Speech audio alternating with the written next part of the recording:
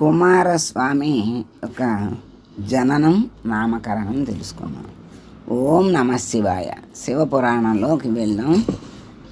మరి కొంతకాలంకి ఆ వీర్యం పరిపక్వ దశకు వచ్చింది. మార్గశిర శుద్ధ షష్ఠి రోజున సూర్యోదయంలో దాని నుండి కుమారస్వామి జననం జరిగింది. ఆయన 6 ముఖాలు 12 చేతులు కలిగి సూర్య తేజస్సుతో వెలిగిపోతూ మకుటాలు మహా ఆయుధాలు కూడా పుట్టుకతోనే కలిగి ఉన్నాడు ఆ స్వామి.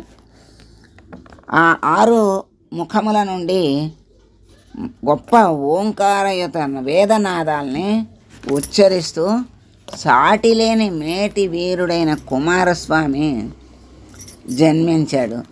ముల్లోకాలు కూడా చాలా ఆనందించినాయి. ఎందుకంటే ఆ పరమేశ్వరుని యొక్క సంతానం కోసం ముల్లోకాలు ప్రార్థిస్తున్నాయి, ఆయన్ని మరి కోరుకుంటున్నాయి కదా. ఈ విధంగా కుమారస్వామి జన్మించేసరికి ముల్లోకాలు కూడా ఆనందించినాయి. దేవతలు పూలవాన కురిపించి విజయ నినాదాలు చేశారు. 6 ముని భార్యలు గంగా తీరంలో రెల్లు దుబ్బల యందు కుమారస్వామిని చూచినప్పుడు వాళ్ళ యొక్క స్థనాల నుండి కారుతూ ఉండేటువంటి క్షీరాన్ని ఆ శిశువుకి ఇచ్చి ముద్దు పెట్టుకున్నారు. వాళ్ళు అతనితో కుమారా అన్నారు. దోషరహితమైనటువంటి మేము అగ్ని వల్ల నిన్ను కని ఉన్నామని నింద వేసి మమ్ము మా భర్తలు గృహాల నుండి వెళ్ళగొట్టారు. అందువల్ల నీవు మా బాధ్యత వహించాలి అన్నారు. కుమారస్వామి అంగీకరించారు. శాస్త్రానుసారంగా బ్రహ్మ స్కందుడని ఆయనకి నామకరణం చేశాడు. స్కందుడు అన్నారు. కాలానుసారంగా పెరుగుతున్నటువంటి కుమారస్వామి నెమలి వాహనాన్ని అధిరోహించారు.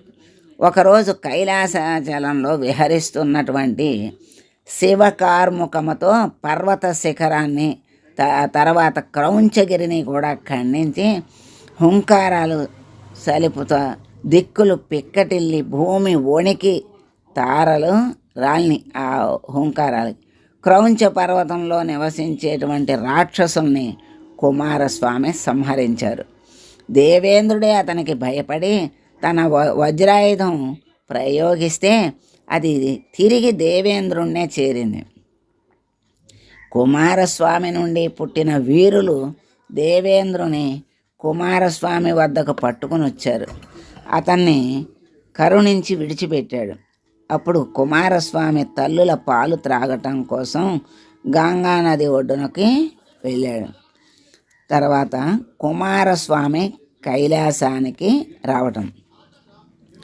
నందీశ్వరుడు శివుని ఆజ్ఞానుసారం కుమారస్వామిని కైలాసానికి ఆహ్వానించాడు.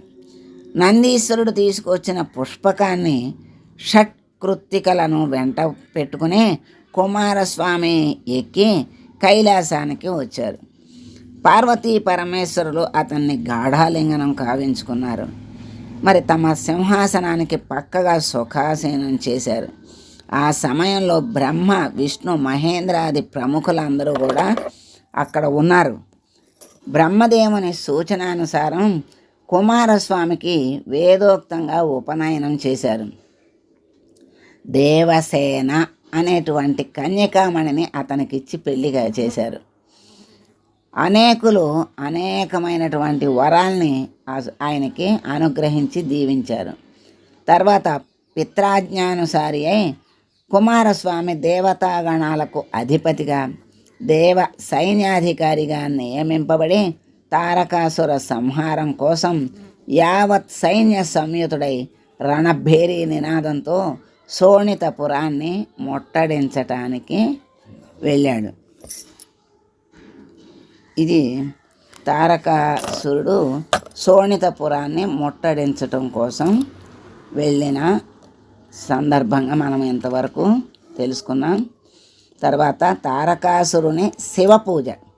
కుమారస్వామి జన్మ వృత్తాంతం వివాహ వృత్తాంతం తెలుసుకున్న తారకాసుడు తన మంత్రివర్గాన్ని పిలిపించి మన మీద అంటే మనపై అంటే శోణితపురంపై దండెత్తటానికి శంకర వీర్యము కారణముగా పుట్టిన కుమారస్వామి వస్తున్నట్లుగా తెలిసింది కనుక మీరందరూ సైన్య సమాయత్తులై యుద్ధానికి సిద్ధమవ్వండి అని చెప్పి తాను పార్థివలింగాన్ని యుక్త విధంగా పంచామృతాలని పంచబిల్వాలను తీసుకొచ్చి పూజించటం ప్రారంభించాడు.